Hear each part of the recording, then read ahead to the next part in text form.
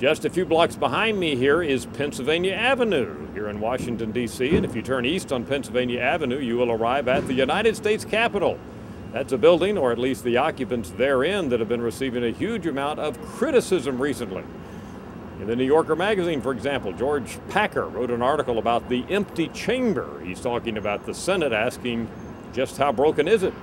E.J. Dionne, the columnist for the Washington Post, recently wrote, "I've reached the point where I would abolish the Senate if I could." Well, let's look at the people's perspective. From all of our data, we would conclude that the people probably would agree with these kind of sentiments. Right now, for August, our job approval rating for Congress is at 19%. Now, that's not quite as low as it's gotten. Back in July of 2008, we had 14%, which was the lowest in history. After 9/11 in November of 2001, 73% job approval rating for Congress, and it was as high as 39% just about a year and a half ago, back in March of 2009, just after Obama had been inaugurated as president. But now it's fallen, and it's down to just 19%. Other indicators show the same thing.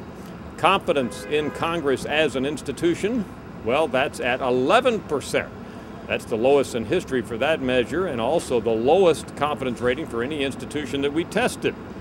We have another measure here of the honesty and ethics of congressmen and women, and also of senators. What do we find here? Well, look at the numbers here.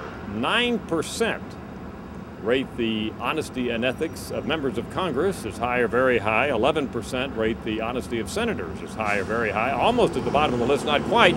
Car salesmen are down there at 6%, just a little bit lower. But on the other hand, nurses are way up at 83%. All by way of saying Americans just don't have a lot of confidence in the people they elect and send off to the U.S. Capitol. What can be done about this? Well, just a while ago, we asked Americans to tell us in their own words why they don't think most members of Congress deserve to be reelected, and we summarized that in just about 3 words. They are ineffective, self-serving, and they're entrenched. Ineffective is fairly straightforward. Americans complain they just don't get anything done here on Capitol Hill. Self-serving, well, that covers a whole wide range of interests where Americans say that members of Congress just aren't making decisions on the right criteria. They're listening to lobbyists or bickering with one another instead of making decisions on what's right for the people. And finally, entrenched, a lot of Americans simply say members of Congress have been there too long. All of this, of course, does not bode well for incumbents this fall in the midterm elections. All of our data show there's probably going to be a significant turnover of individuals who are elected to Congress, because Americans, as you can see, are just not happy at all with the people here on Capitol Hill. I'm Dr. Frank Newport, Gallup's Editor-in-Chief.